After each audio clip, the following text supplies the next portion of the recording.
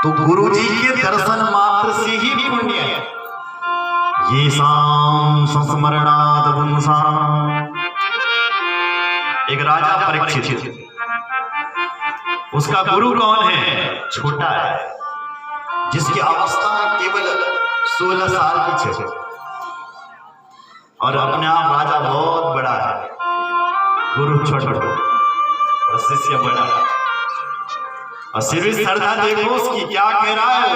बोले गुरु जी ये शाम संस्मरणात् पुंसाम्। जब मेरे दुकान खाड़ू क्या हो और जब मैं अपने गुरु जी की स्मरण करता गुरु जी, तो होता क्या है? जैसे ही मैं आपका स्मरण करता हूं ना, तो सद्या शुद्धयन्ति वैरहा, मैं शुद्ध हो जाता हूं। ये भागवत का श्लोक कह रहा है कि गुरु जी के स्मरण करने मात्र से व्यक्ति शुद्ध हो जाता है। जैसे भगवान के नाम लेने से हम लोग अंदर और बाहर से शुद्ध हो जाते हैं। आपने सुना होगा, आप सुबह सुबह यहाँ बैठे होंगे पूजा में एक श्लोक पढ़ते हमारे आचार्य। कौन सा? अपवित्रः पवित्रो वा सर्वावस्थान्गतो विभाः यस्मरेत् पुण्डरीकाक्षं सवायाभ्यन्तरः शुचिः। कोई व्यक्ति अपवित्र हो चाहे पवित्र हो, मतलब तुम नहाए हो चाहे न नहाए हो, सुनिए वाला ध्यान से, तुमने स्नान किया हो चाहे न किया हो, पर यस्मरेत् पुण्डरीकाक्षं, जैसे तुमने भगवान पुंडरीकाक्ष का स्मरण किया, जैसे तुमने भगवान के नाम का स्मरण किया, हुआ क्या? सभायाभ्यन्तरः शुचिः, अंदर और बाहर से दोनों से हम स्वच्छ हो गए, पावन हो गए। ये शक्ति किसमें है? भगवान के बिना। आज ये शिष्य भी कह रहा है, हे गुरुदेव ये शाम संस्मरणात् पुंसाम्। मैंने जब तुम्हारा स्मरण क्या करे तो सद्या शुद्धयन्ति वैरहा, शुद्ध हो गया। और स्मरण के साथ साथ यदि गुरु जी का दर्शन मिल जाए, किम पुनर्दर्शन स्पर्श, आपका दर्शन मिल जाए, उसी से मुझे पुण्य मिलता है। गुरु के तो दर्शन से ही पुण्य मिलता है। सवायाभ्यन्तरः शुचिः पाद शौच स्नादिभिः। हे गुरु जी तुम्हारे चरण मिल जाए, गुरु के चरण पीड़ित होते हैं, और आपके वो चरण मुझे मिल जाए तो मैं शुद्ध हो जाऊंगा, परम पावन पुनीत हो जाऊंगा। इसलिए मेरी मां, जो आपका गुरु है उस गुरु पर इतनी श्रद्धा रखिए कि भगवान देने में मजबूर हो जाए। एक माता जी थी, दीप नौथे पैर आगे बढ़ी, ध्यान से सुना, और उसके यहाँ एक महात्मा आ गया भिक्षा लेने के लिए, और बोलता है भिक्षा दे दे, भिक्षाम दे, भिक्षाम दे। वो कोई महात्मा नहीं थे, वो चोर थे, चोर।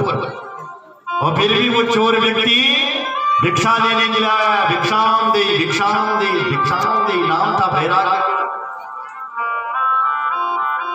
उसने भिक्षा लाई, लेकिन महात्मा ने कहा, हे देवी बेटी, क्या तूने दीक्षा दुक्षा ले रखी है, गुरु मंत्र ले रखा है? तो 3 मना कर, नहीं गुरुजी नहीं। बोले मैं फिर तेरे घर का अन्न नहीं खाऊंगा, ना ही लूंगा। अगर तूने गुरु नहीं बनाया है तो हम तेरे घर का अन्न नहीं खाएंगे। तो उसने बोला, क्या बोला? आप जैसे महात्मा मेरे घर आए हो, तो आप ही मेरे गुरु हैं, आप मेरे गुरु, आप मुझे गुरु मंत्र दो।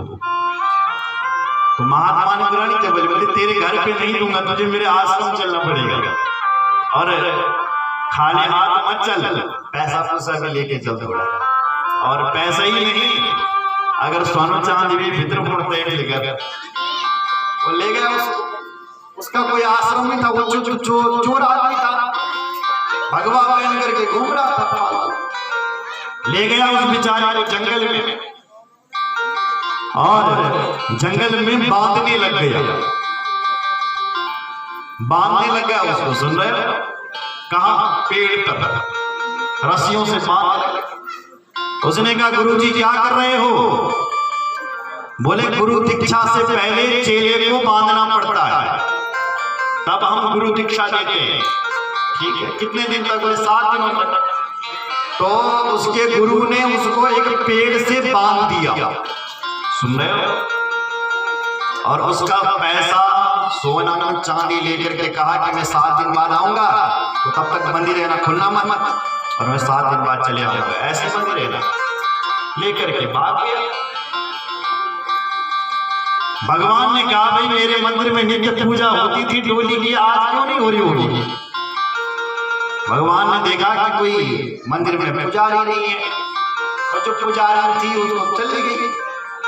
नारद जी को भेजा, नारद जी ने कहा बोले प्रभु ये गुरु के साथ नहीं चोर के साथ गई है।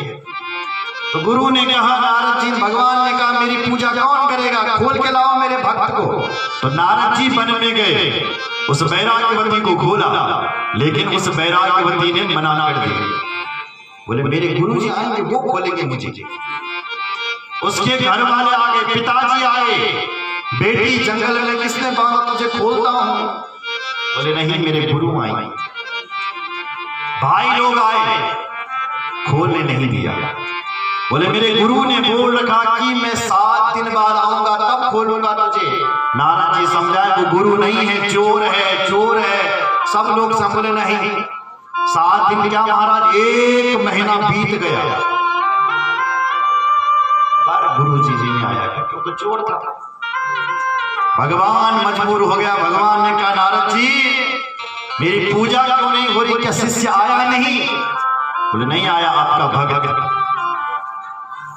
क्या होगा? तो भगवान से नारद ने कहा तुम चलो और तुम खोलो।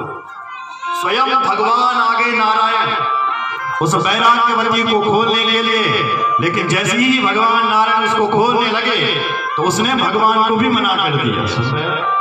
बोले मुझे खोलेगा तो मेरा गुरु ही खोलेगा, मैं नहीं खोलने वाला। तब नारद ने कहा जाओ तो गुरु जी ले पकड़ी नहीं, गुरु जी बेचारा कहीं दूसरी जगह चोरी की प्लानिंग कर रहा था, मिठाई चोरी। नारद जी गए, जैसे जैसे ढूंढ करके लाया, कहा कि गुरु जी प्रणाम। चोर ने कहा नारद, बोले हाँ जिस शिष्य को तुम बांध करके आए हो महाराज उससे तो खोलो। वो खुल नहीं रही, मंदिर में पूजा नहीं हो रही, भगवान भी परेशान है। कहाँ है भगवान? बोले खड़ा है तुम्हारे शिष्य के सामने, जाओ। तब बेचारा चोर आया, जैसे चोर आया तब तक उसके घर वाले भी खड़े थे, भगवान भी खड़ा था, नारद भी खड़ा था।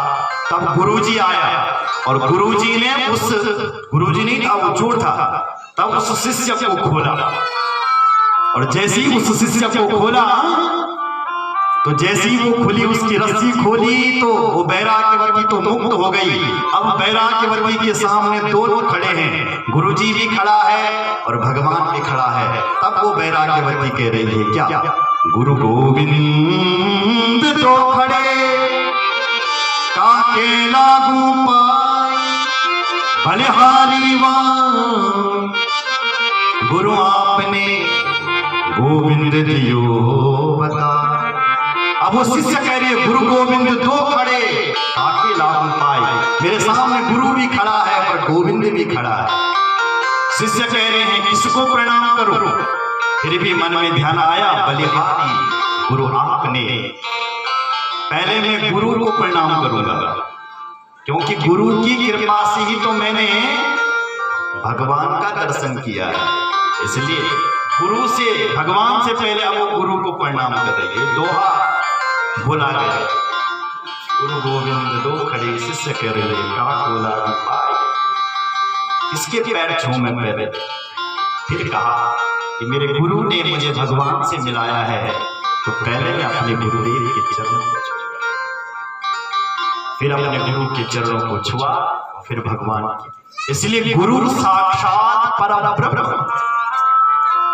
गुरु परमात्मा का स्वरूप होता है। इसलिए अपने गुरु जी पर आपका जो भी गुरु हो उस पे श्रद्धा होनी चाहिए। गुरु जय श्री राम।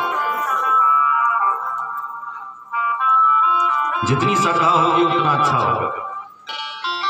आज ये सूरत नाम का राजा गुरु का बहुत बड़ा भक्त है। दानशीलो विरोधी चा धनुर्वेदे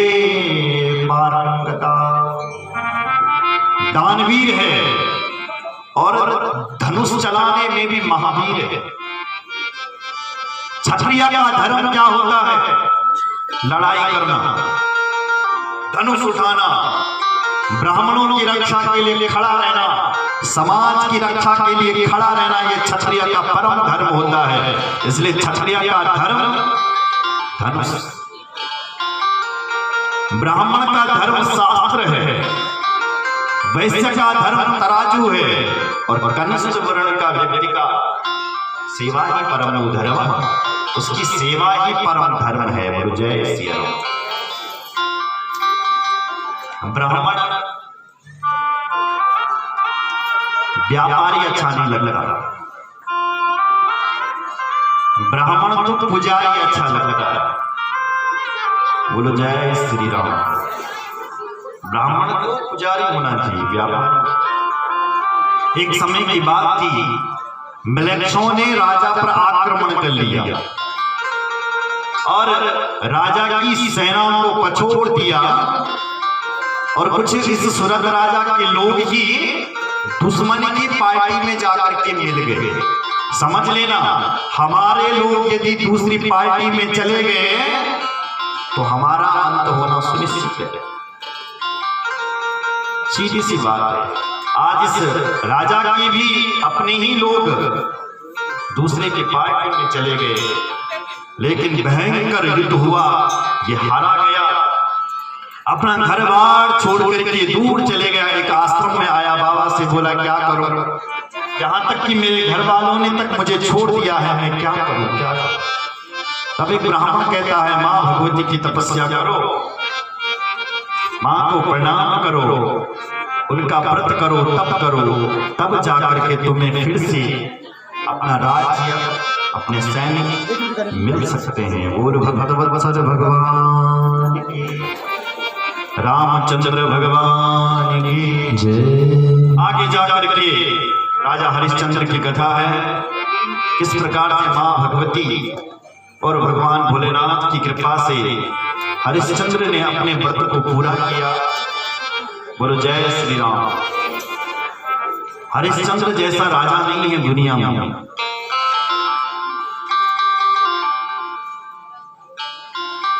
हरिश्चंद्र समो राजा न भूतो न भविष्यति, सत्यवादी तथा दाता, सूरा परम धार्मिक। बहुत बड़ा धार्मिक है, जिसने सत्य को बचाने के लिए अपना सब कुछ दे दिया।